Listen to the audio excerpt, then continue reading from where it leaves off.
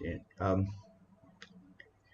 Good evening. We're going to start our classes for EPPE 3123, Industry and International Business. Tonight we're going to study this topic on complex system.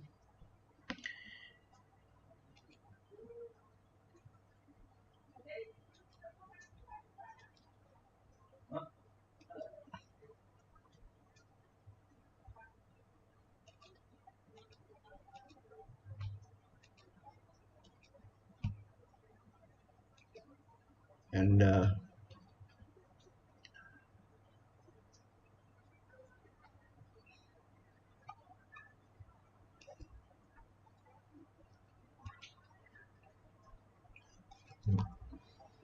okay, now it's being live also on my YouTube. So economic system designs with complex system. Outline the system thinking, complex system, and the vocabulary. And then we don't do number 2, no simulation. Otherwise, the course by itself only on complex system, yes. But this one chapter of the many for this course, so omitted in our syllabus. Complex system mathematics, which we're not going to do mathematics, just to understand. Genetic algorithms, neural networks, thermodynamics and information, hierarchical system, ecological application, soft system, and theories of organization, complex economic and urban system, technological innovation system, history of system, and complex system theory.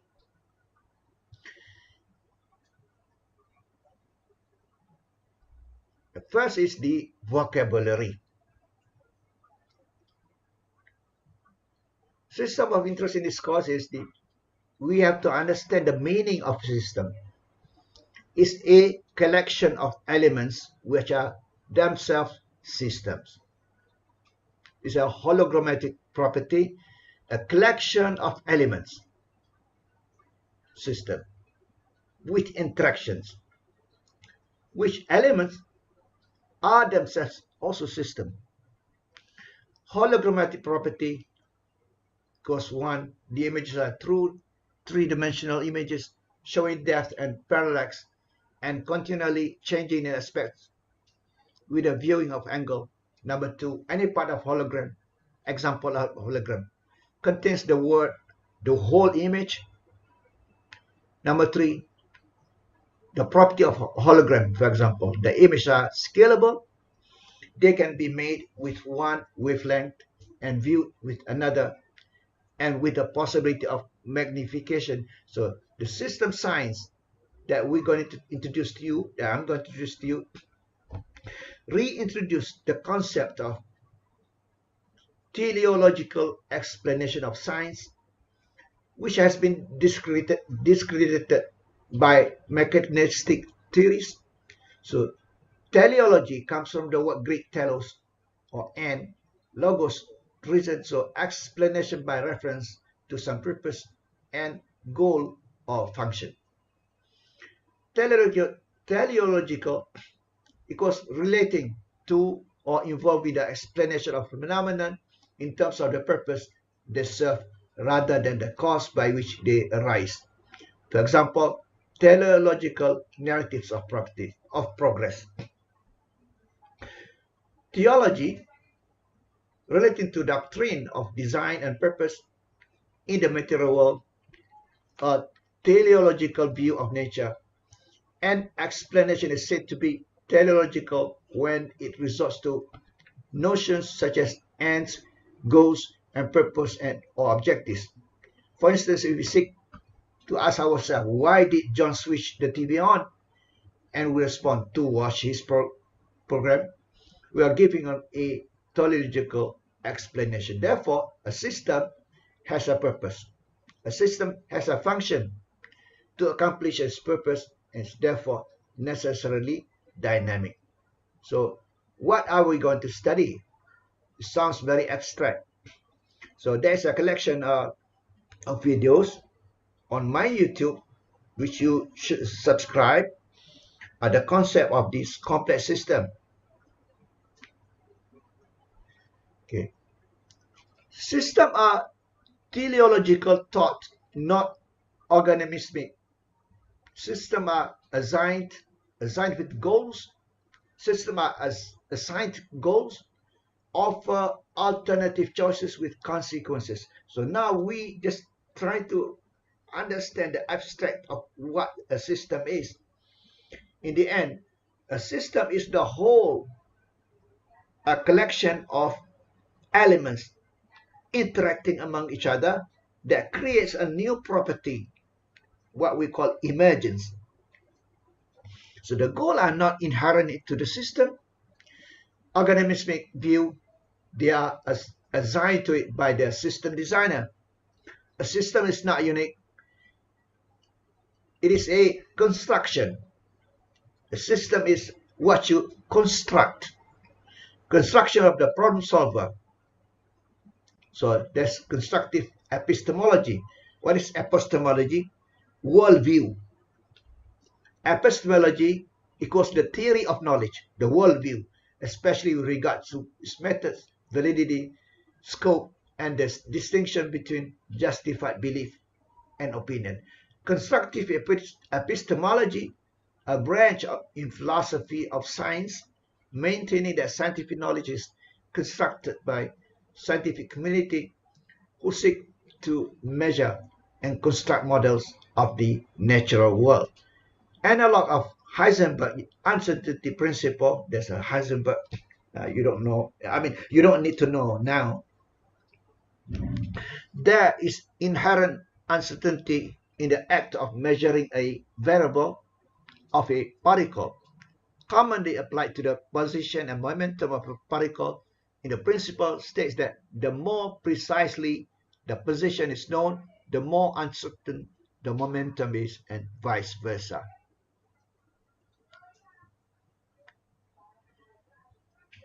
Belief in an external world independent of the percipient is a heuristic device.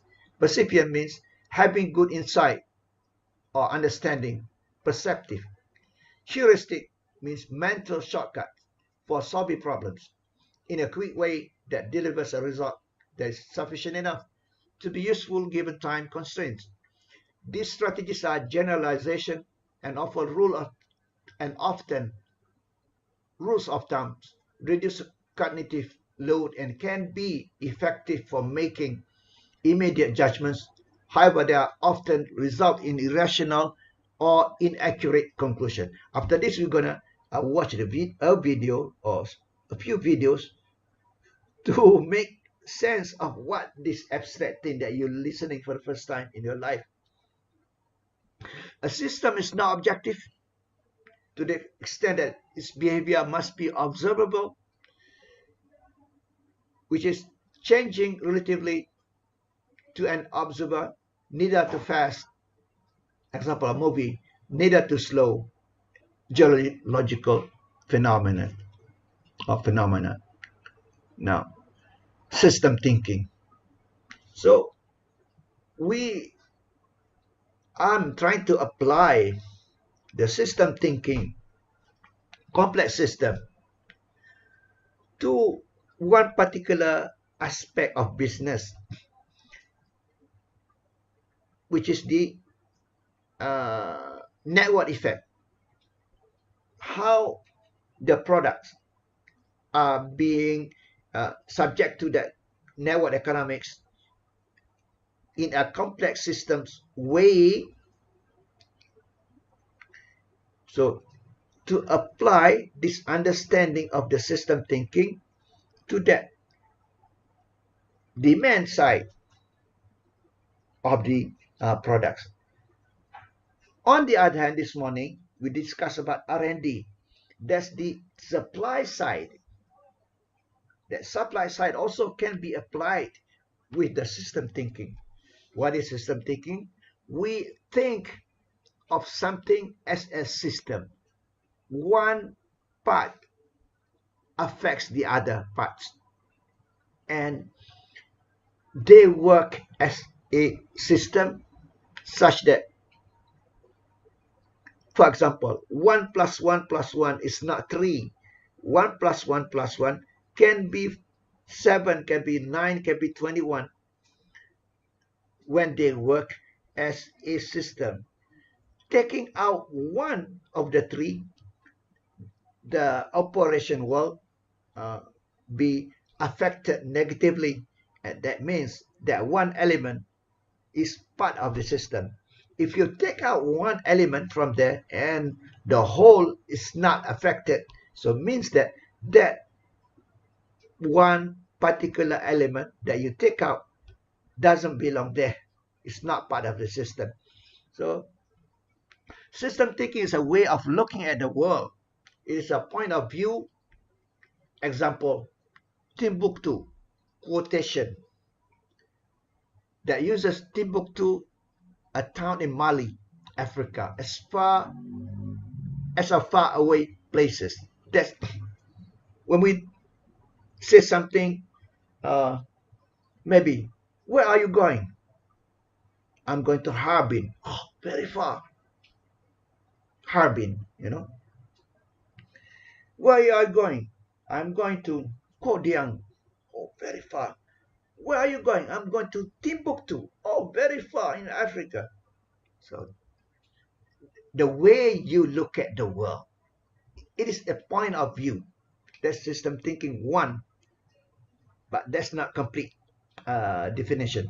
Number two, a system does not exist in the external world. So this is a rejection of the positive epistemology. Does not exist in the external world, exists within. So positive epistemology, also referred to as a positivism, refers to the school of research thought that sees observable evidence as the only form of defensible scientific findings. Positive epistemology, therefore, assumes that only facts derived from the scientific method can be legitimate knowledge claims. I'm going to find a place to stop so that we can watch a video together and I make comment on it. Number 5, a system deals with complexity. Yes, deals with complexity, while sciences, on the other hand, deals with simplicity, while sciences simplify. This is the difference between the system, a system, and science. System deals with complexity. Many components, many agents interacting among each other. Whereas science reduces the complex thing, reduces into a small, simplify it into a formula. So this is reaction against Newton's view of the world, which is reductionist. You know, Newton, the scientist Newton, he reduced the law of universe, physics and everything, reduce it into a one formula. That's what we call reductionism. And this is opposite from system thinking. Combination of organismic ideas in biology. So system thinking comes from biology, cybernetics, and other, and also physics. So combination of organismic ideas in biology, this complex system, of cybernetics, ideas in technology, and the use of mathematics in search of isomorphism in structure, functions, and dynamics. What is cybernetics?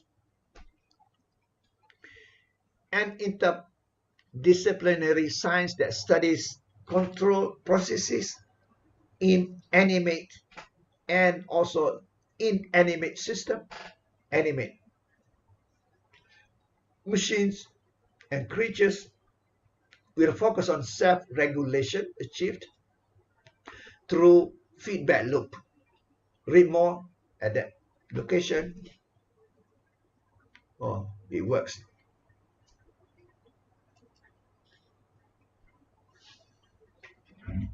Is it? Oh, I didn't put the link. Oh, I put the link.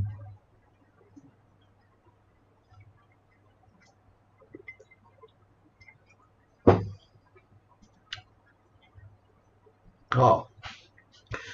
Mm. Can you see this?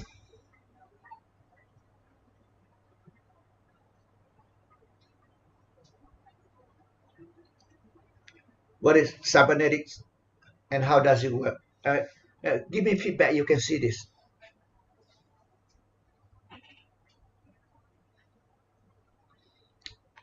I want to know that you can see this. This is something for the first time in your life, perhaps you're seeing in a course of economic course teaching this thing. What is cybernetics and how it works? The study of purposeful systems, both animate and inanimate, and how they manage themselves is known as cybernetics. It focuses on function of feedback mechanism. The function of feedback mechanism in the circular causality of closed signaling loops in complex system. Self-generated activities in this closed system can cause cause changes in the system environment, which subsequently cause changes in the system itself. Both the actions and its consequences take place within the system. The flow of information through a system and how the system uses the information to help govern itself are of particular interest in cybernetics. Use of information. So we're gonna. This is part of our, study on technological change. It is the information. It may be referred to as the science of organizations, with a focus on the dynamic properties of the system being organized. An exact definition of cybernetics, an interdisciplinary science that studies control processes in animate and inanimate systems, machines, and creatures with a focus on self-regulation achieved through feedback loops. From whom? Norbert Wiener defines cybernetics as the study of control and communications in animals and machines in his book of the same title in 1948. 1948. The name cybernetics is derived from long time ago, 48, long time ago. Derived from Greek, German, whatever the name, which is same root as governance. Machines based on cybernetics, robotics, and biology have become fairly popular because of the movie industry. A cyborg, which is an organism with both artificial and natural system, is a machine like this. The organism can be thought of self-regulating human machine that use senses, artificial intelligence, and feedback control system to regulate itself. Furthermore, cyberspace, which is cyberspace, where the internet is, moving in the cyberspace, the electronic medium of computer networks through which online communication occurs. Now, cyberspace that we communicating now through cyberspace is linked to cybernetics, signal processing, and communication theory. Cybernetics is a vast field that deals with the study of mechanical, biological, social, Facebook, social media, physical, so very wide, and also cognitive system. Cybernetics is used as to describe system with closed signaling loops. So I'm not gonna read anymore. And system theory, philosophy, game theory, perpetual control, architecture, artificial intelligence, and many other fields of study have all been affected by cybernetics. However, the core goal remains the same: to investigate system controls for all underlying systems. In this sort of closed signal system, actions taken with the system cause changes in the system environment. So let's go back.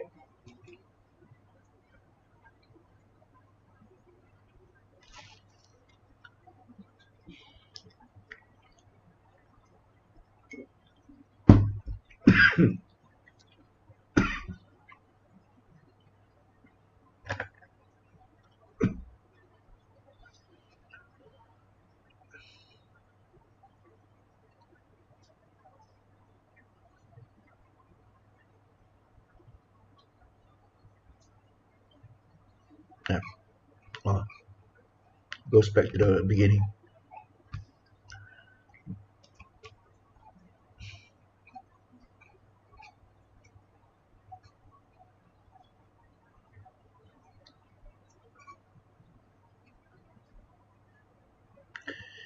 What is isomorphism?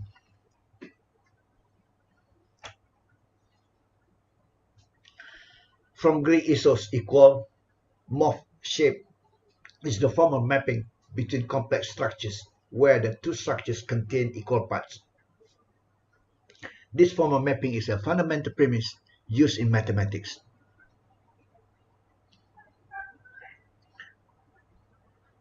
Now, system thinking focuses on system as a whole and on their part insofar as they relate to the whole. System thinking is holistic. J. Smuts, 1926, invented the word holism. Holism means the whole thing, the whole. Emphasis on synthesis rather than on analysis. And this is at the outset of the word. Synthesis, not the analysis. System thinking, the approach, systems problems cannot be easily solved by a known technique, intractable by standard methods. So it requires conceptual and general thinking ability rather than knowledge of quantitative methods or analytical techniques. This is the meaning of the third quotation by Van Gogh. For the great doesn't happen through impulse alone, and it is a succession of little things that are brought together. When was it? October 22, 1882. Shall we go?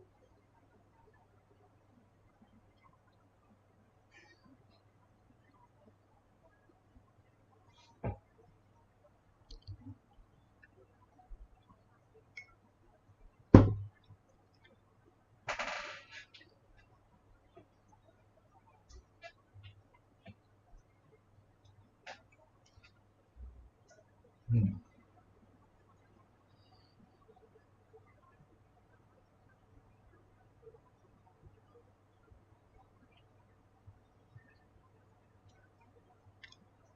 Oh, ooh,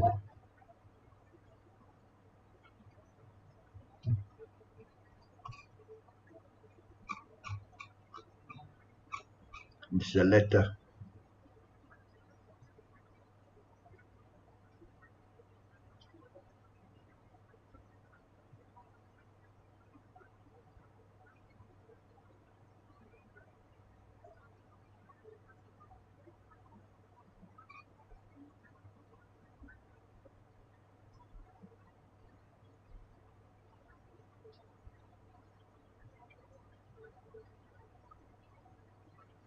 Yeah. A quotation somewhere inside there.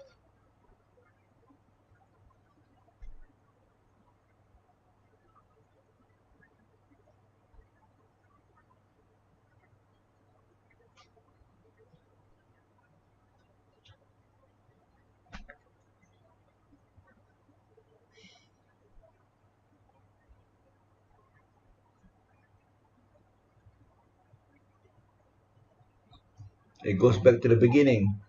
Hmm. It's okay if it's still here, but if you were down there, it's gonna do a lot of system thinking.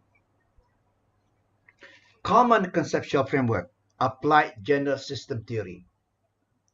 kind of scientific method, a theory of organizations, the arrangement of selected parts so as to promote specific functions, a method related but not identical to system, many components without emerging properties, and the applied GST at that time.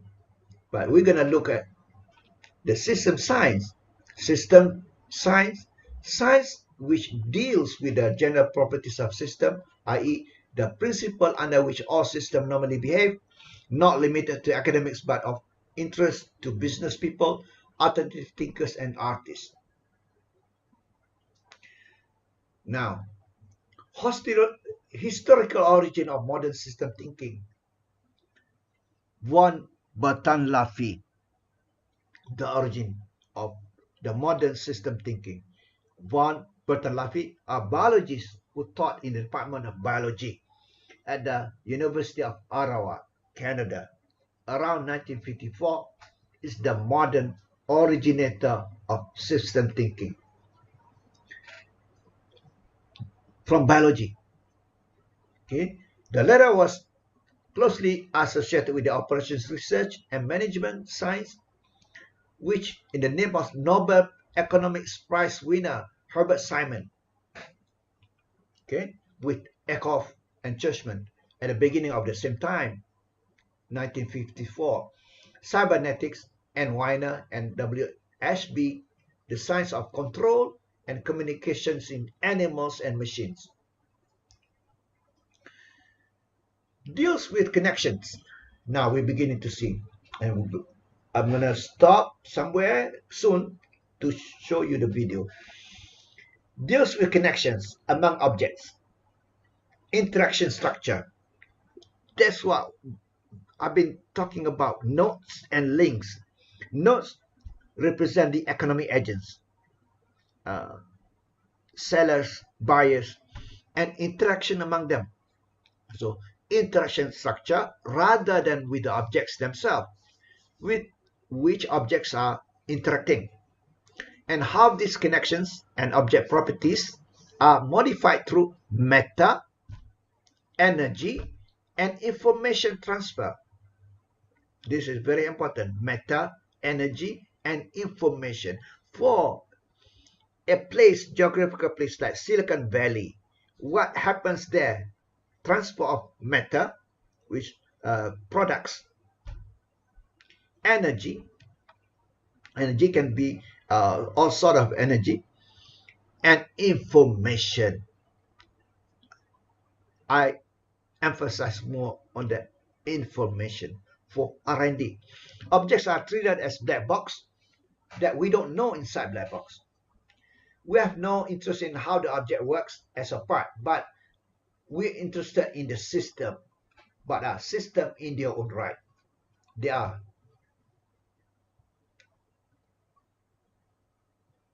Number 6. After I finish the number, then stop to go to the video. Deal with objects in context.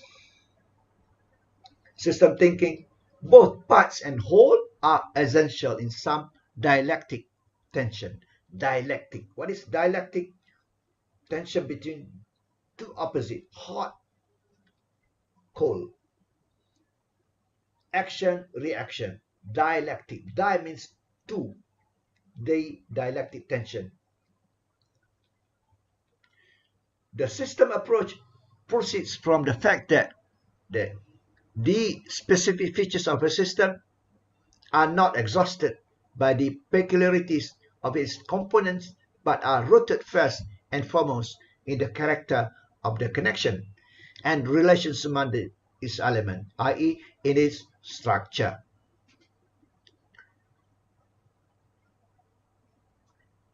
Next in the system is the interaction. Nodes and interactions among them. Influences between parts, nodes of parts, due to the interconnections.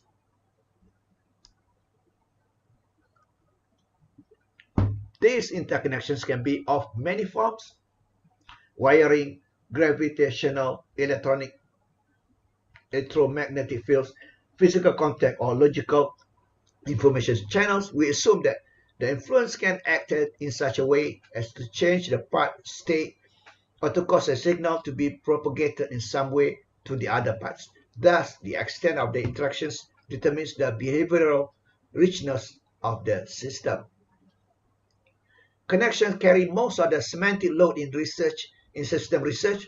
Connections among elements cannot be reduced to a deterministic explanation to be causal linear stimulus-response relationship or a reactive action-reaction framework. Number 7, a system is an assemblage of elements. This is the definition. A system is an assemblage,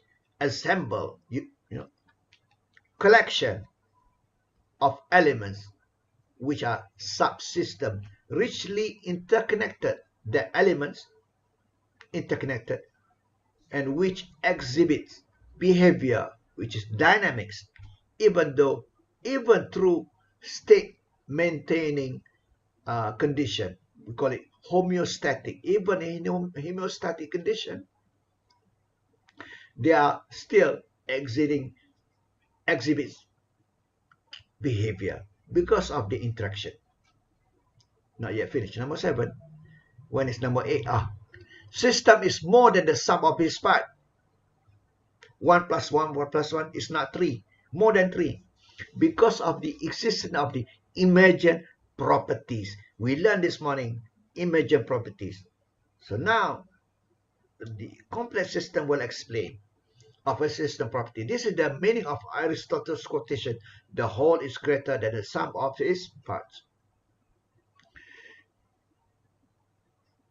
So deals with emergent properties, i.e. how the properties of the whole emerge from the properties of the parts. So in Silicon Valley, a new condition, a new situation, a new characteristic emerge as a result of interaction among firms within the Silicon Valley. That new characteristics that emerge is the innovativeness of the firms inside the Silicon Valley. That innovativeness is what we call emergent property. May themselves be a simple or complex, while elements can be simple or complex. Example, Earth is a complex, unpredictable, non-predetermined system, but its orbit around the Earth, around the Sun, but its orbit around the Sun is a simple, predictable, and predetermined system because it always goes on the orbit. Atoms may be simple, but materials may be complex system.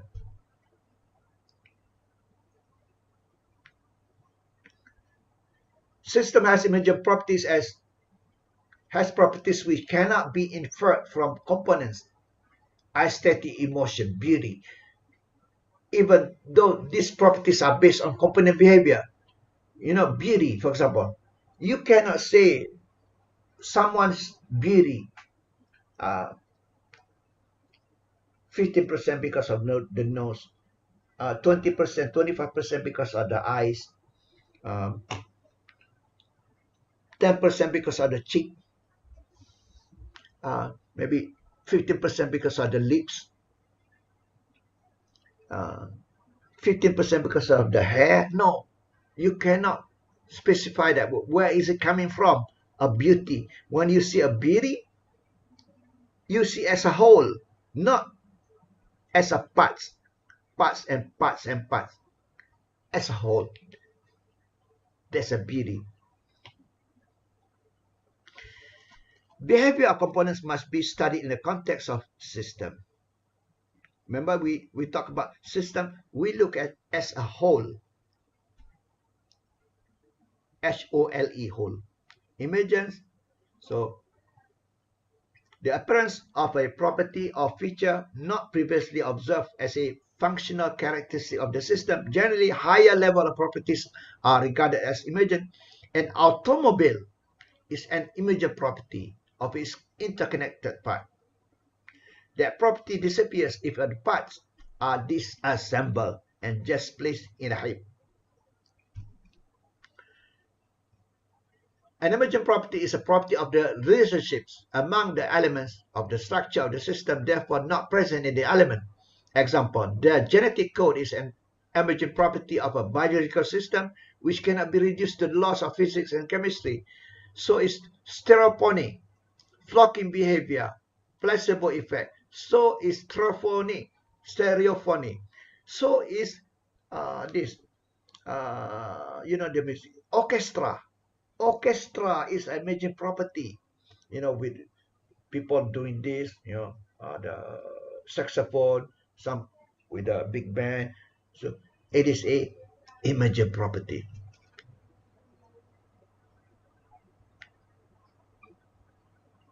Three aspects involved.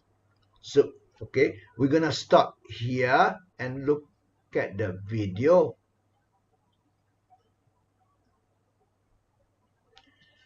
Okay. Because it's very abstract. So, we go to my YouTube channel.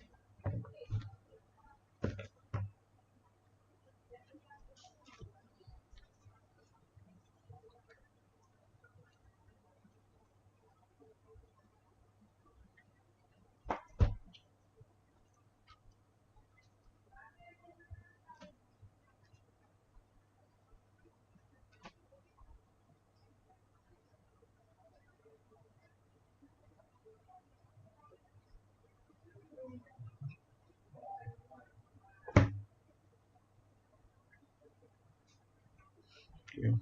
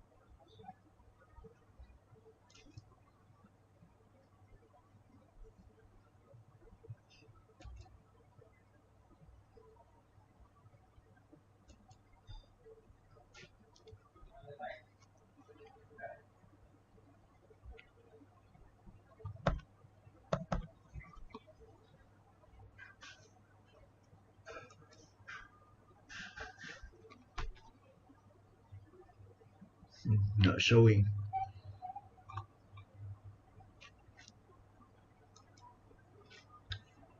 One second.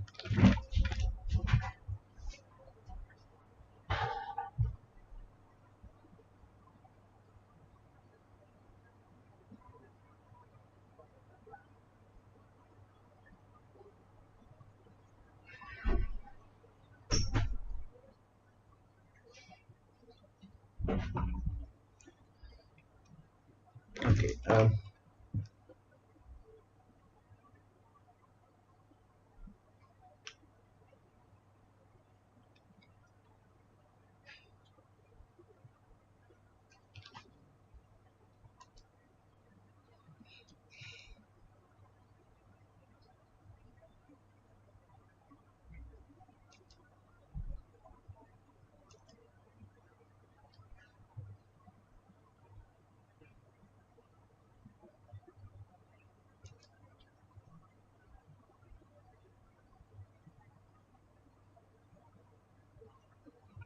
Can you see my YouTube page? Yeah, can see. To continue that into our my live YouTube, just give me just one more minute. So here under this playlist,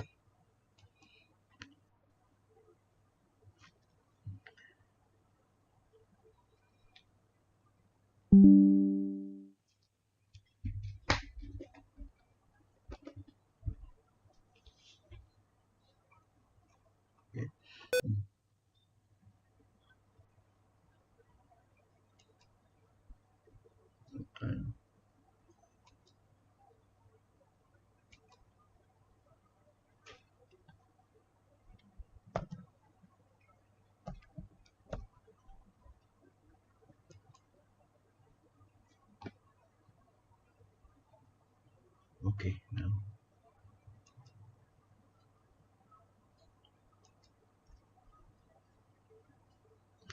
And okay, I'm gonna play the playlist of complex system. You have to go to playlist.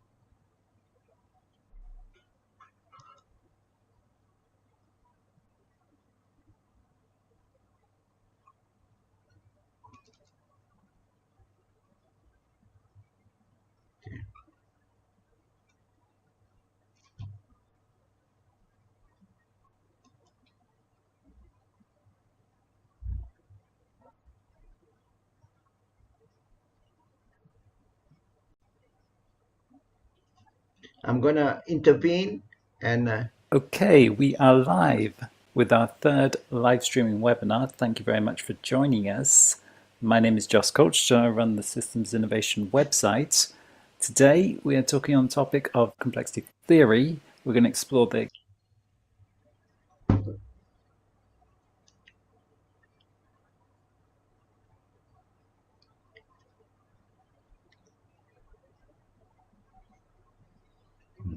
too slow. key concepts, and I'm going to walk you through those. We'll get into those in a minute. And can you So hear? if you have any questions or comments, you can put them in on the Can you hear the sidebar voice? on the right-hand side. I'll get to those at the end. The presentation should be about 40 minutes. We've got a lot of stuff to cover, actually. This is a really big topic. I'm excited to present it to you. What qualifies me, I've been teaching this for about 4 or 5 years now, complexity theory and all its related subjects, systems thinking, network theory, so on and so forth. We've got many courses on it and its application also. So I actually came across it from coming from mathematics. I studied mathematics for many years. I'm pretty passionate about that. And I came to complexity theory from there as a way to help me understand large complex networks. And I spent a few years studying it before I started teaching it, and have been doing that for the past 4 or 5 years. And to be honest, I've done a lot of the learning about it as I've done teaching. It's teaching is kind of the best way to learn about things. But what I'm going to present here, as we'll see, is kind of the model that's, or it's not a model, it's a schema that we've evolved for giving some structure to this kind of mass of different models and different ideas. This is what we're going to be covering in this presentation. So we're going to start off there in the middle with complexity theory and complex systems. We're then going to talk about self-organization, nonlinear systems, network theory, and then adaptive systems and evolution. So you don't have to take notes. We're actually going to give you, we've created a guide for to help you learn complexity theory or to teach it. I'm going to put a link below this video, so you can just click on that and get the PDF. It'll have this schema. It'll have everything we'll cover in this presentation. So you'll have it all there. Okay, let's get started. So what is complexity theory? It's a set of models for understanding and analyzing complex systems. So it's a set of what we'd say mathematical models. So it's a modeling framework, a mathematical modeling framework that's going to help us understand complex systems. So I say mathematics, and you probably think of something like this, the kind of stuff you learned at school, numbers and algebraic expressions and so on. We're talking about slightly different mathematics here. It's kind of a slightly more advanced, maybe you might call it higher mathematics. What mathematicians do, they don't spend all their time figuring out those kind of equations or playing around with numbers. What they do looks a bit more like this, and kind of the best way to understand it is more as kind of a science of patterns. Mathematicians are interested in patterns, really. This book the science, mathematics, the science of patterns, presents it quite well. They say to most people, mathematics means working with numbers. This definition has been out of date for nearly 2,500 years. Mathematicians now see their work as the study of patterns, real or imagined, virtual or visual or mental, arising from the natural world or from within the human mind. So you're going to see we'll be talking a lot about patterns in this presentation, and it's really the best way to kind of understand what we're trying to do here. We're studying a complex form of pattern, and they're in contrast to more simpler patterns. So that equation we looked at, that's very useful when we want to understand some quite simple pattern out there in the world. For example, this mechanical physical system we see on the right. So that's a pulley with a weight, and it just has a few parameters, really, maybe 3 or 4 or so, and you could use an equation like that expression on the left to describe that. But complex systems, what we want to do here is describe more complex patterns, things that look like this. And we have an intuition that that kind of mathematics, those simple equations, are not going to help us here. We're going to need something different. So complexity theory is really the mathematical modeling of complex patterns. And just over the past few decades, we've really, scientists in many different areas have kind of started an endeavor to try and understand more complex patterns. And we call those complex systems. So complexity theory is the study of complex systems. What is a complex system? We'll dig into that now, but we can see here on the right, this is a complex system. It's the urban network of India and Pakistan. But we can see straight away that that pattern there is highly complex, right? We're not going to have any kind of equation, the kind of things you learned in school that are going to describe something like that. We're going to need different kind of models to understand complex, intricate, kind of almost kind of organic patterns like that. They're not, very orderly and predictable and so forth, as we'll see now. But what is a complex system? Let's dig into that. So it's a system. A system is a set of parts with the relations between those parts that interconnects them into a whole, makes them interdependent in a whole system. We call it elements as well. So complexity turns out to be a very fundamental feature of our universe. It's not superficial in any sense. That's why we have a whole science dedicated to complexity. We wouldn't otherwise. And there's really just 2 types of systems: simple systems and complex systems. Systems evolve from being simple to becoming complex. And a complex system has the properties of having many parts with a high degree of interconnectivity between those parts. There's also a high degree of interdependence between those set of parts that have a degree of autonomy. The individual parts have a degree of autonomy and sometimes adaptive capacity. So when you see a system that has all those properties, you can call it complex. And if you look at all the complex systems we'll talk about during this presentation, or out there that you see in the world, they'll have those features. Many parts, interconnected, they're interdependent and relatively autonomous. So this is a complex system. Very good example, I think. It's a city, it's Bangkok in Thailand.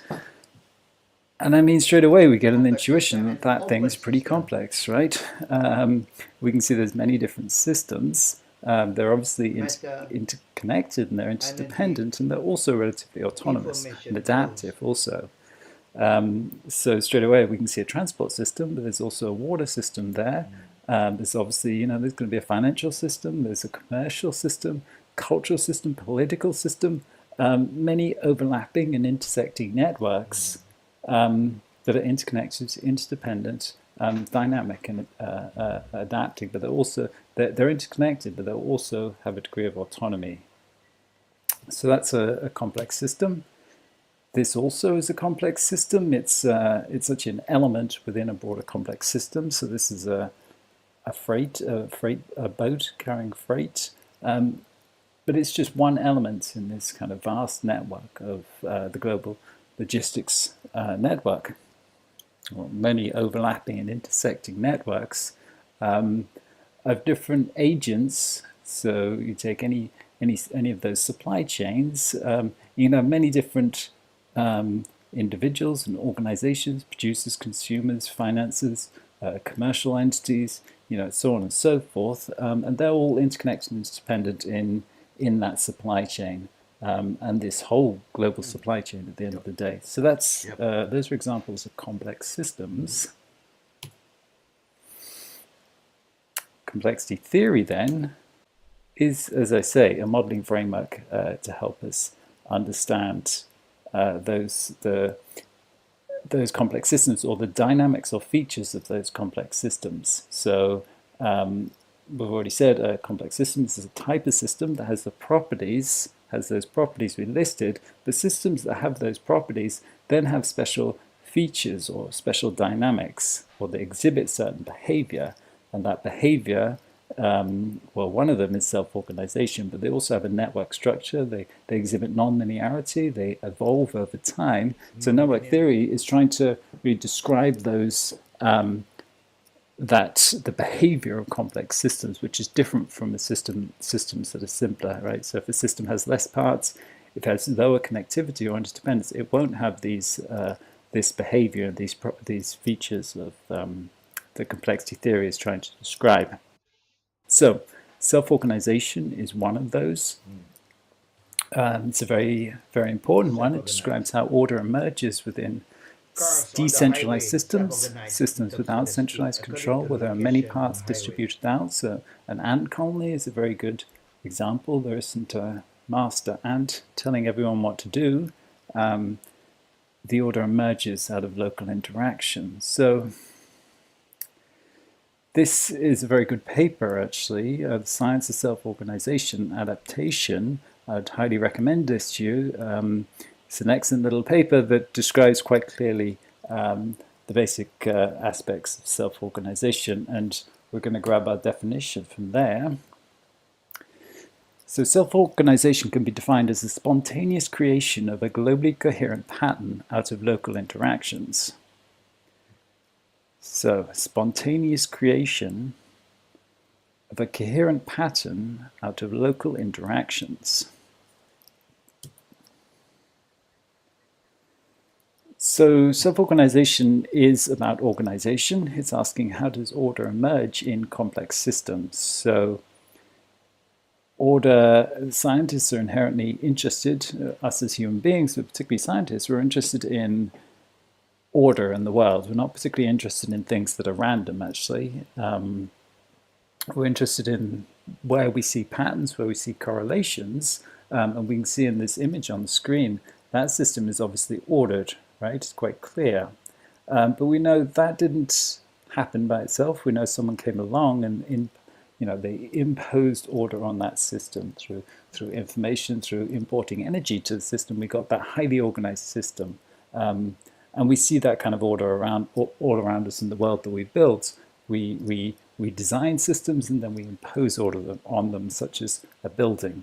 But that's not how order emerges in decentralized systems, because there is no centralized entity that's coordinating everything else. So this is a flock of birds. And we can see quite clearly there's obviously many parts. It's a complex system, many parts. They're interconnected, interdependent, and relatively autonomous. But there's no one orchestrating that whole thing, right? We know there isn't someone telling them what to do. But at the same time, we can see there's order in that. It's not perfectly ordered, but it's certainly not random. So we're interested in where that comes from.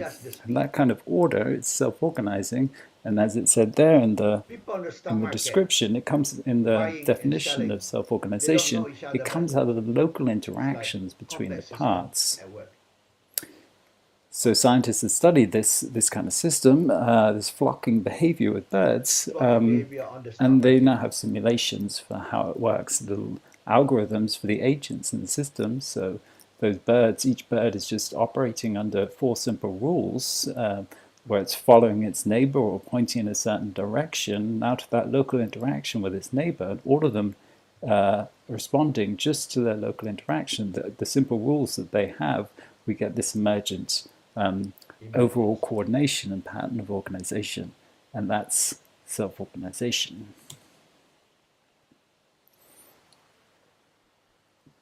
So that's self-organization. It's also emergence is the general word we use. Emergence describes a very general process of creation that we see in the world, and self-organization, I'd say, is a more coherent set of models around how that happens.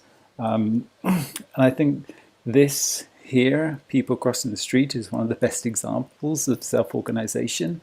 So we can see here that there's people crossing from either direction. It's actually pretty random at the moment, but quite shortly they're going to meet each other, right? And they're going to have to navigate their way around each other.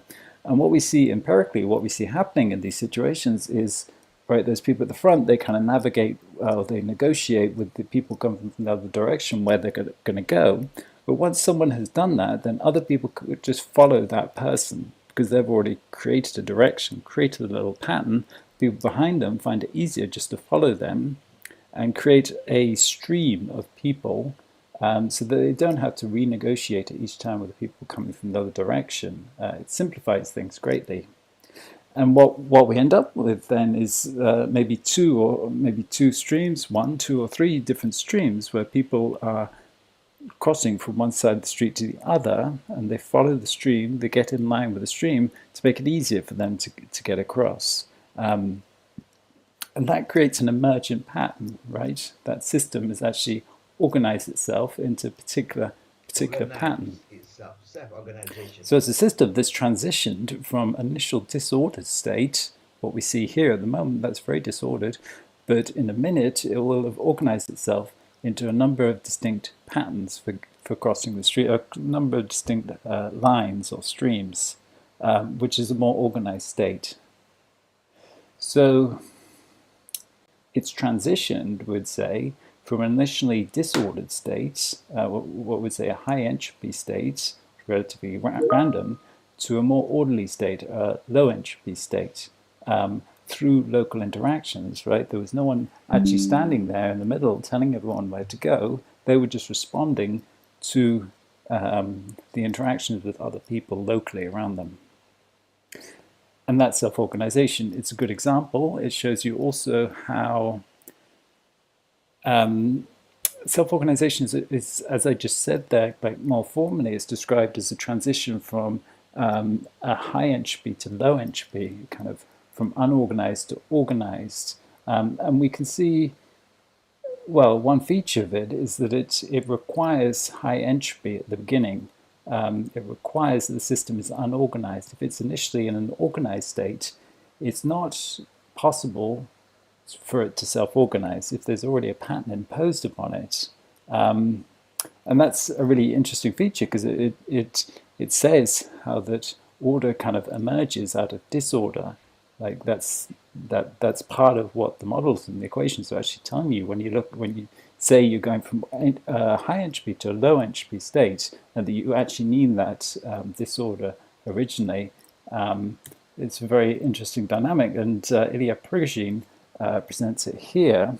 Ilya Prigogine was he won a Nobel laureate for his work in this field, working with chemical reactions and self-organization, dissipative systems, and so on, back in the 20th century. But he puts it like this: entropy is the price of structure. We grow in direct proportion to the amount of chaos we can sustain and dissipate. So entropy is the price of structure is kind of the main piece there, that self-organizing systems need entropy. They need a disorderly state at the beginning to be able to then self-organize. So it's order out of chaos, as Ilya Prigogine would have said, which is pretty fascinating because that's not normally the way we think about things. We actually normally think of kind of order and chaos as two separate things, but here he's saying that actually they're kind of two sides of the same coin, or they need each other. So this is how self-organization works in practice. We have to have autonomous agents, autonomous elements, like we said, that's one aspect to complex systems, in this case, people operating under their own motives and agendas. So that's the idea that they can't be constrained they have to be able to do their own thing. Like those people crossing the street, right? They had to be able to choose according to their local information. Same for the birds. And then you also need a lot of interactions, peer interactions. Interaction and information need to be flowing horizontally, not vertically. So it can't be information coming from a single source, a centralized entity. It has to be peer interaction. You then get attractors, network effects, driven by positive feedback creates attractors. We'll talk a bit more about this later on, but that's a key aspect. And then you get emergence, the emergence out of those attractors. Like you said, what those people crossing the street, when someone started to create one of those streams, well, that was an attractor for others to follow them because it was an easier path for other people to follow. And the more people that followed, the easier it was for other people to then follow, which is a positive feedback loop, creating an attractor. And out of that, we got the emergence of a global pattern of organization from local interactions only. So that's the basic dynamics of how self-organization works. And it's not magic. We can see in this example, this is called Bernard's cells. It's a kind of, it's an often cited example of self-organization. You get on the right here, we can see a cylinder or a container of water being heated from below. And what happens is the molecules at the bottom, because they're being heated, they want to rise up. But the ones at the top, because it's cooler there, they want to sink down. And it's just like those people crossing in the streets, they have to negotiate where they're going to go. And they create the same kind of, well, it's the same kind of dynamic, but at this time they create kind of cells where the hot ones go up on one side and the cold ones come down on the other. And that's a form of self-organization in a chemical system.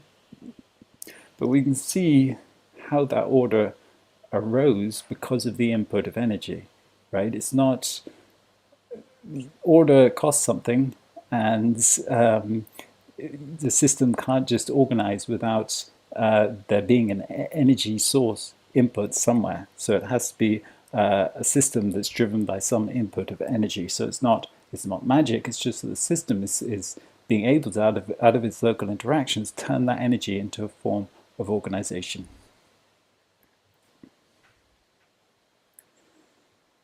Okay, so nonlinear systems. We'll talk about feedback, chaos theory, and nonlinearity. So nonlinearity, what is it? Nonlinearity describes a relationship between the parts that is non-additive, resulting in a combined organization that is greater or less than the sum of the separate parts. So it's that term in the middle, non-additivity, that the parts don't add up to the whole, is kind of central to nonlinearity, and that actually comes back to this feature of nonlinear of complex systems that we mentioned, this property of interdependence. It's a very big idea in complex systems. It's actually a lot of this nonlinearity comes from the interdependence between the parts, and we call those interdependent synergies. And it's the synergies that create relationships that makes the whole different from the parts. It's actually the relationship between them is adding something or subtracting something, and that means the whole is different from if we just had those parts in separation. So there's interdependency and there's synergy.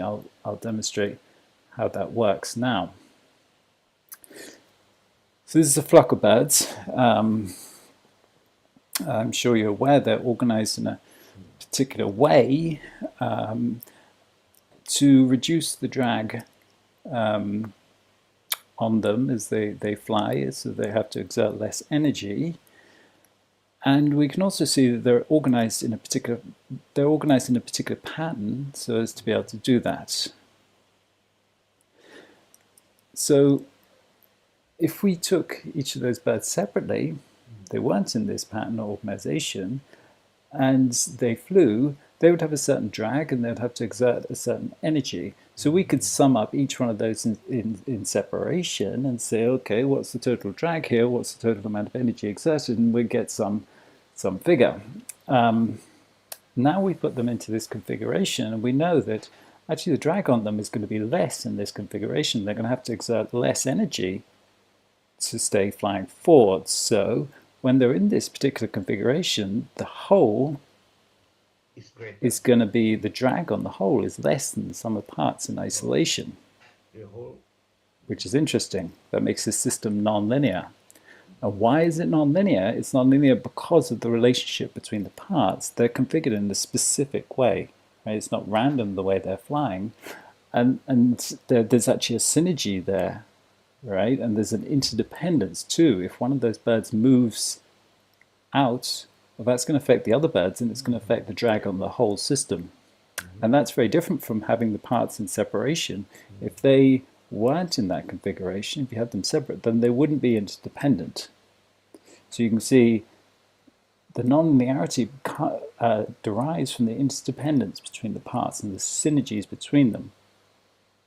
That in this case is reducing the drag and reducing the amount of energy that they have to exert. So that's nonlinearity. But when we're looking at it over time, it becomes about these feedback loops. Positive and negative feedback. So we don't have to worry about negative feedback here because that's linear. It's all about this positive feedback when we're talking about nonlinear systems. So positive feedback means one thing creates more of another, which feeds back to create more of the first. A good example is compound interest. So if you have money in your bank account, that will create interest, and that interest will add more to the amount you have in your account, which then will create more interest, which will add again to that, and there's a positive feedback. More is creating more. And that creates non-linear process of change. It's an exponential process of change because it's compounding, it's feeding upon itself. Hurricane is a very good example of this. It's a non-linear system. It's a what Ilya Prigogine would have called a dissipative or far from equilibrium system. So I looked in New Scientist about hurricanes, and in their introduction they said they described the process of the formation of a hurricane in terms of positive feedback here. So when the warm column of air from the sea surface first begins to rise, it causes an area of low pressure. This in turn creates wind as air is drawn into the area. The wind drags out more moisture-laden air from the sea surface in a positive feedback process that swells the storm. So we can see how more is creating more. In this case, the energy and resources driving this hurricane, but we all know that that hurricane is it's a non-normal, it's not a normal occurrence, and it's also an unsustainable occurrence. It's dissipating massive amounts of energy, and it's going to drive itself to extinction. So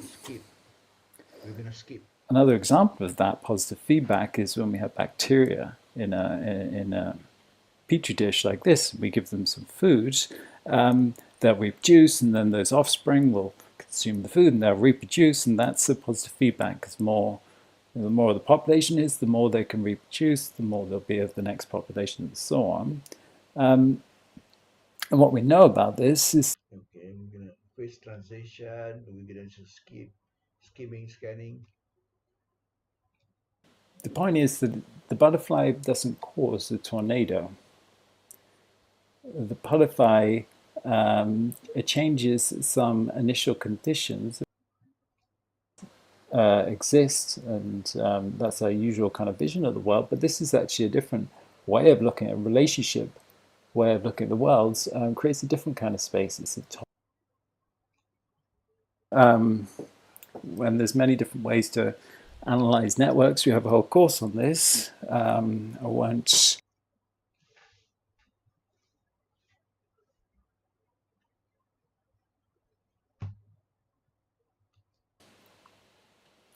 There's quite few that aren't, actually. I mean, the weather is an example of a system that isn't adaptive, but most of them, societies, economies, ecosystems, transport. The process of evolution involves a number of elements, including the production of variety why is negative feedback linear? So that's there, and information about complex. I'm gonna skip this and I'm gonna go to the more basic. Just gonna go for about 10 minutes only. Okay, we are live with our third live streaming webinar.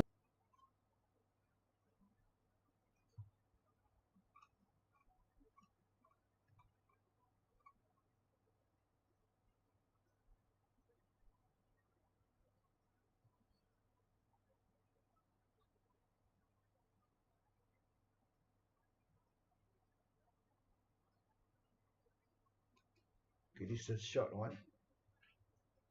Most people think that the only way to make money from the financial market is to trade or invest, but that's not.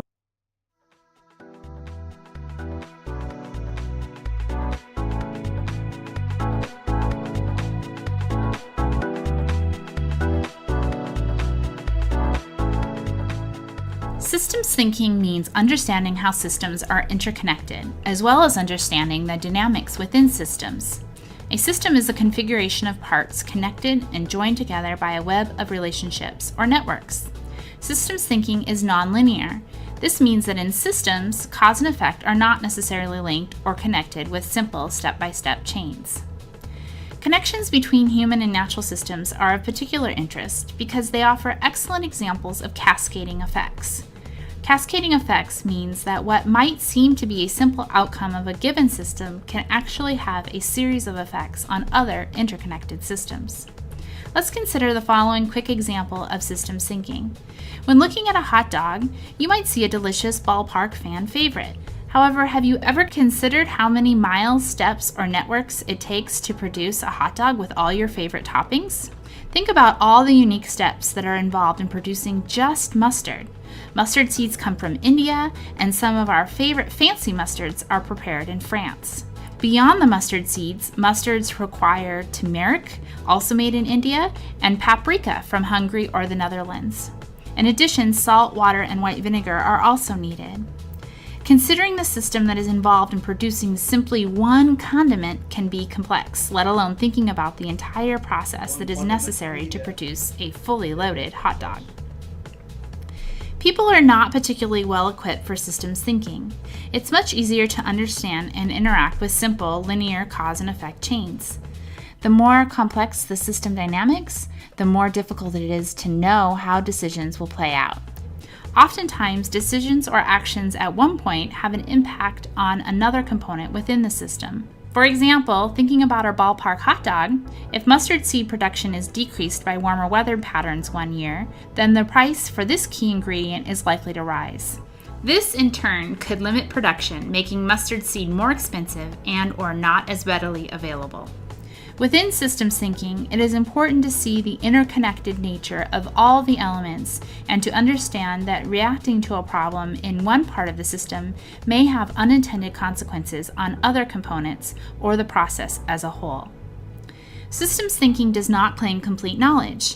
Rather, systems thinking is about assessing the degree of system complexity, analyzing system dynamics, and making decisions that reduce the risk of negative outcomes.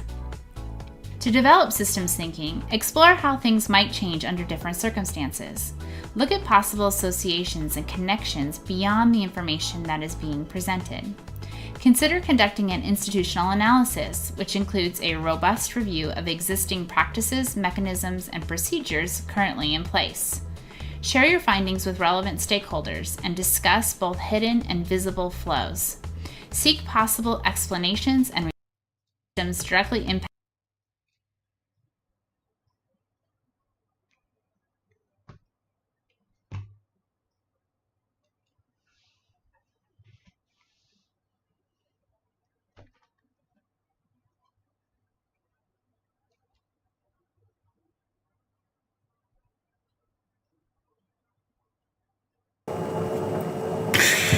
Okay, Assalamualaikum and good evening. Good afternoon. We're going to start with the complex system. Today we're going to study about the type of systems.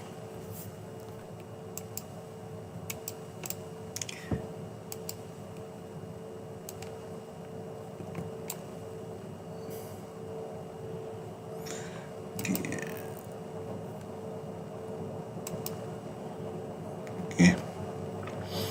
This is the first one is we call the isolated system. You can, why it is important for us to understand the type of system, because we want to make sure that we understand the system as it is, as a package, as a system, their interaction with other systems.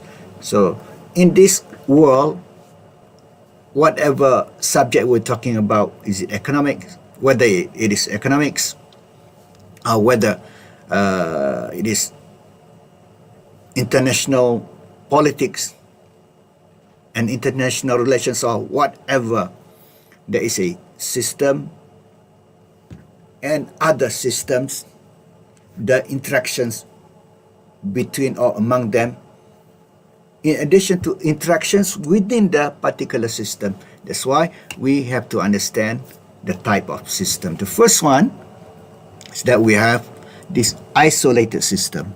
Imagine a thermos. Thermos is an isolated system, because you put the hot water inside that can last for maybe 10 hours. Yes, isolated system, almost completely, because after 12 hours, the temperature is no longer as hot as before. So isolated, because we're talking here about, number one, energy cannot enter or leave. Yeah, on my right here, energy cannot enter or leave, isolated. And matter also cannot enter or leave. Matter, things cannot go in or cannot go out. What's outside cannot go in, already inside the water cannot go out. So matter cannot enter or cannot leave. Energy cannot enter or cannot leave. So it is isolated system. And next we have to go to this telegram.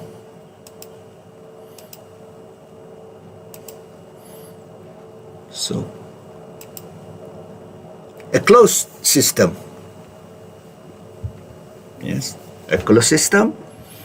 Here, matter only cannot enter or cannot leave, but energy can be exchanged. A closed system. Earth can be approximately or a closed system, because matter cannot go in.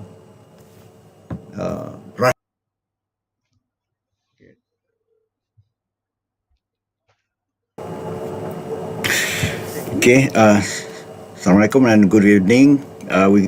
Good afternoon. We're going to start with the complex system. Today we're going to study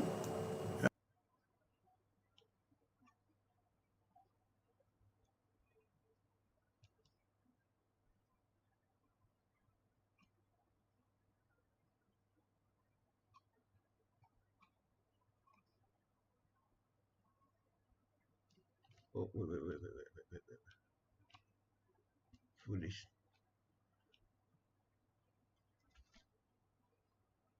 Concept, where is it? Entropy.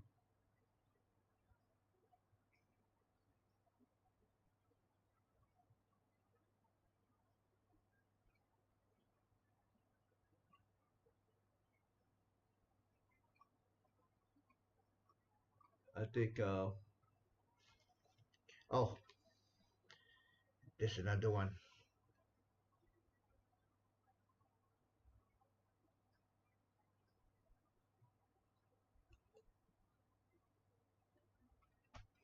So first, I want you to subscribe to my YouTube. I need at least 1,000 subscriber to go live directly. This now I'm using OBS. OBS, another software, third party to go to YouTube. Unless you have a 1,000 subscriber, you can do that quickly. I mean, directly.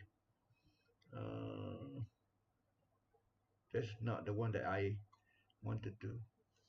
Another one, system, something complex system, not from this one.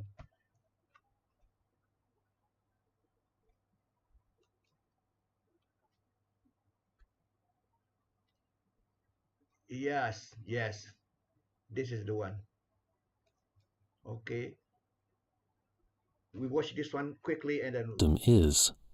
Before we start, we should note that there is no formal definition for what a complex system is, and thus there remains many different perspectives and opinions on the subject.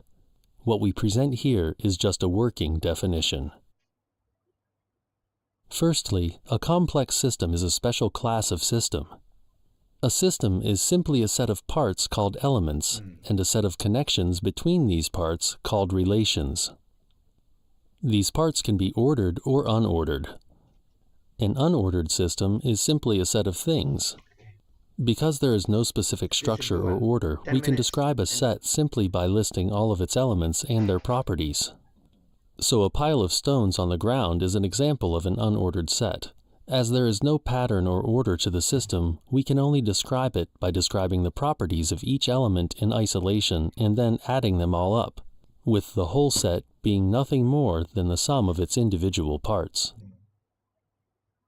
If, in contrast, through the relations, these parts are ordered in a specific way, then they can function together as an entirety, and out of these parts working together, we get the emergence of a global pattern of organization that is capable of functioning as a coherent whole.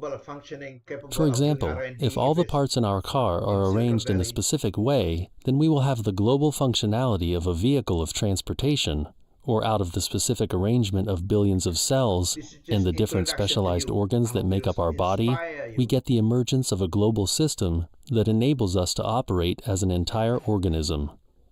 So that is the basic model of a system. It consists of elements and relations. When those elements work together, we get the emergence of a new level of organization. Now, let's start adding complexity to this. Probably the only property that will be in all definitions of a complex system is that they consist of many parts. Many parts that are distributed out without centralized control.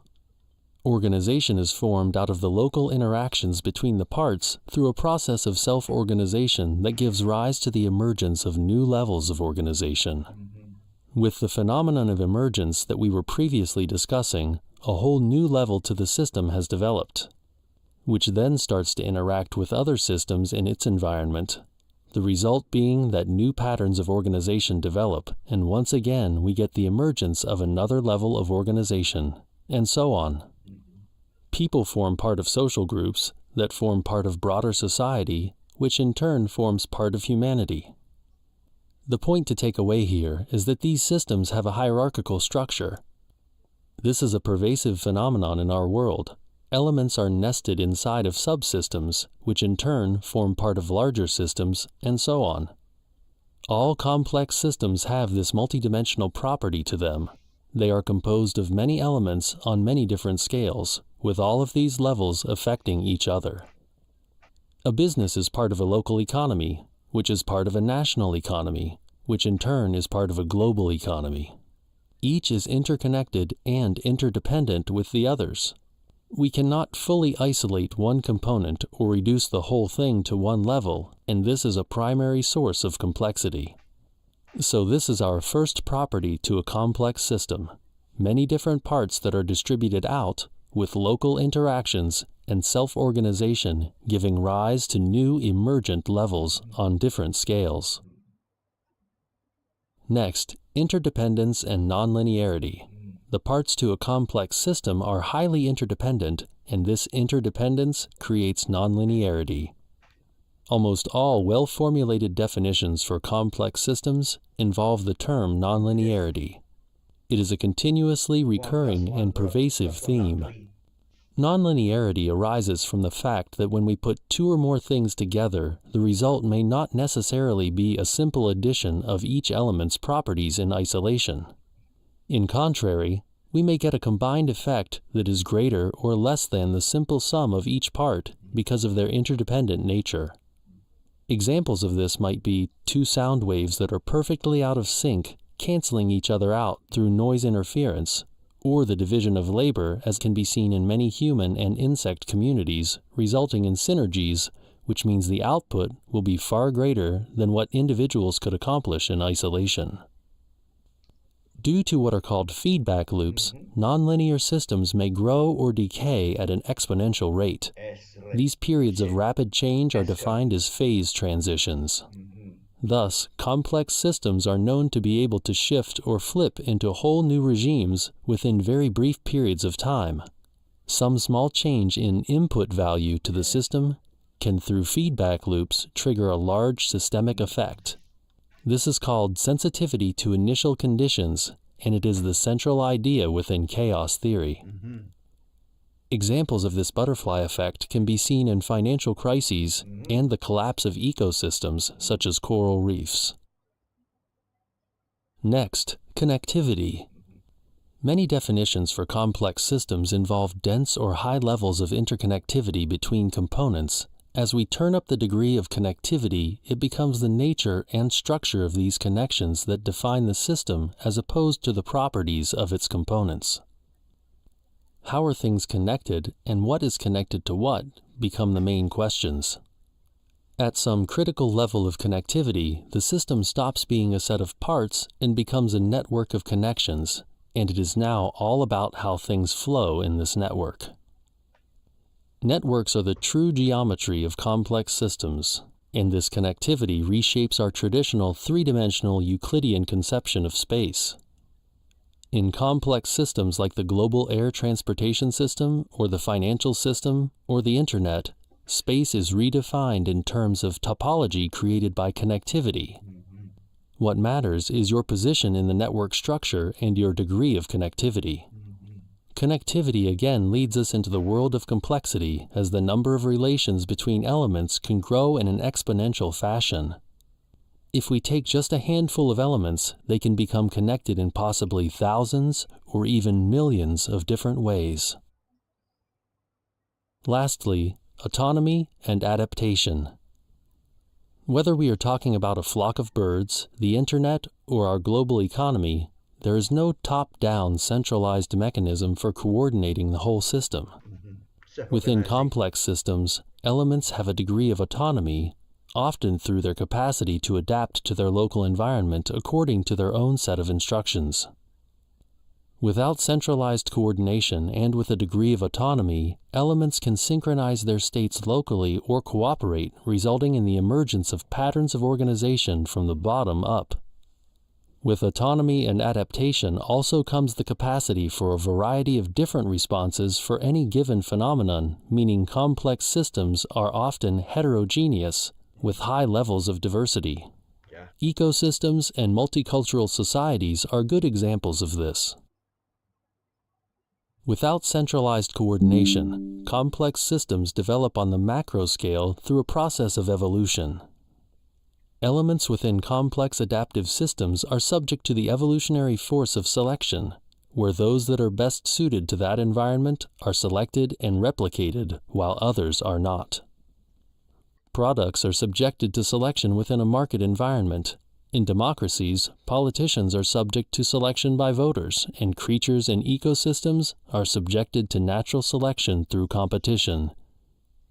In such a way, the whole macro-scale system manages to adapt to its environment without centralized coordination and develop to exhibit higher levels of both differentiation and integration. The greater the autonomy and capacity for adaptation that elements have, the more complex the system we are dealing with. In summary, we have been trying to lay down a basic working definition for a complex system while remembering that there is no formal consensus on the subject. We firstly talked about how a complex system is a special class of system. We defined a system as a set of elements and the relations between them. We saw how when these parts are arranged in a specific order for them to function as an entirety, we get what is called the process of emergence, whereby a new level of organization emerges. We then began to add complexity to our model of a system by defining it as a product of 4 primary parameters. Firstly, talking about the number of elements and different levels to the hierarchy within our system. We then discussed nonlinearity as another dimension to complexity, where non-additive interactions and feedback loops over time can give us exponential relations between the input and output to a system and lead to phase transitions. We also talked about connectivity as another driver of complexity, as heightened connectivity within complex systems means they often appear to us as networks. Lastly, we discussed how autonomy and adaptation enable self-organization and the process of evolution that shapes complex systems on the macro scale. Done, and this done for tonight. You please subscribe to my YouTube channel because it has a collection of this complex system. We're gonna apply the complex system to the supply side, which is innovation. The creation of technology is a complex system also. Also on the demand side, the demand for certain products, technological products, once produced.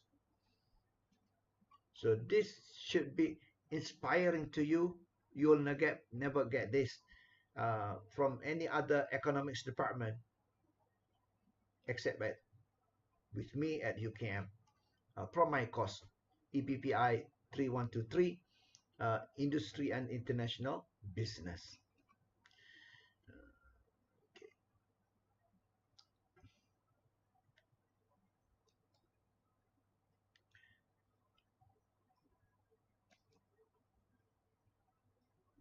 So take your time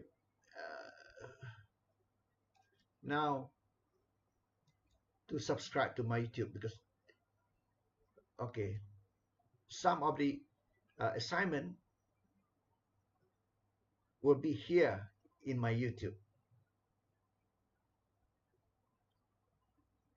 Interaction assignment. So I want you to subscribe. So I describe myself as futurist on technology, covering technology, world economy, international business. So please subscribe. I need to get it to at least 1,000 subscriber, and then I don't need to use the OBS. This is using OBS now live on my YouTube. I need to use another third party, we call it third party software. Me first party, YouTube second party, this is third party.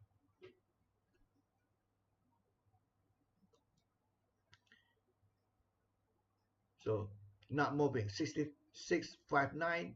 So please subscribe. I want to see how many here, about 30 of you. So please subscribe. In the past, previous semester, I put the questions inside some of these videos and you answer the instructions.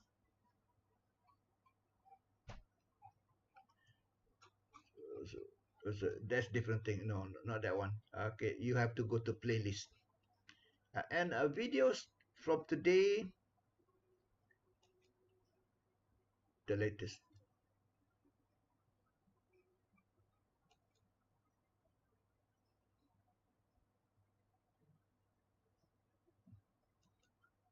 slow.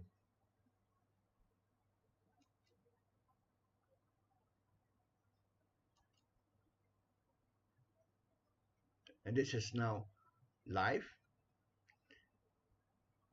This is the class today or yesterday, and the class today, and now the class is 11 hours today, this morning. So you can watch again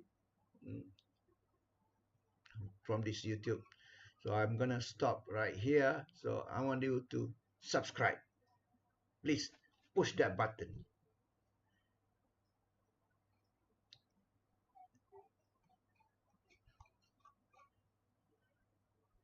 I cannot go further.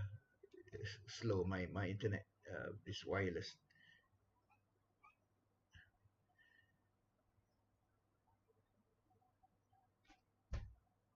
So yeah, there. Now example I give the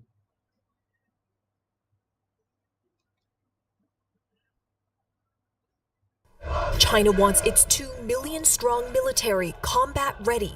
But war is already playing out between the US and China on the technological battlefield. New export controls from the Biden administration choke off China's access to advanced computer chips, throttling China's high-tech ambitions. Those tiny computer chips. Washington upping the ante. Just weeks before, U.S. President Joe Biden and Chinese leader Xi Jinping met in Bali, where they promised to stabilize U.S.-China relations. But fierce competition on technology set to intensify, despite the handshakes and smiles. This act is unprecedented in terms of modern times. This certainly poisons the waters further. The goal? To protect America's national security interests by stopping China from advancing its military capabilities that Washington says includes weapons of mass destruction. But America's latest move hits virtually all of China's industries because almost everything has a chip in it. Your smartphone, car, refrigerator. This has had a tremendous effect on the Chinese economy. Beijing claims Washington is strangling the country by the neck. China's readout of Biden and Xi's meeting at the G20 said, starting a trade war or a technology war, pushing for decoupling and severing supply chains run counter to the principles of market economy. Such attempts serve no one's interests. China has poured billions of dollars and years of effort into building its semiconductor industry, but it still lags far behind the US, Taiwan, and South Korea. When you talk to Chinese officials, they say it's probably put them back a decade, right, in their effort to obtain an indigenous source of advanced microprocessors. Xi Jinping is urging the country to be self-reliant in technology and innovation, telling chip engineers at a factory to grasp the lifeblood of technology in our own hands and prepare for even more restrictions from Washington. I expect these types of export controls to be rolled out in lots of other key strategic industries. The new rules bar the export to China of advanced chips made anywhere in the world using U.S. technology, bans U.S. companies from selling tools needed to make those chips, restricts Americans from supporting chip development at certain manufacturing facilities in China, cutting China off from critical talent. The U.S. sees China as its biggest long-term strategic threat that has the power and intent to reshape the international order. So Washington wants to stop selling anything to China that could later be used against the U.S. But as China turbocharges its homegrown industries, the battle for technology supremacy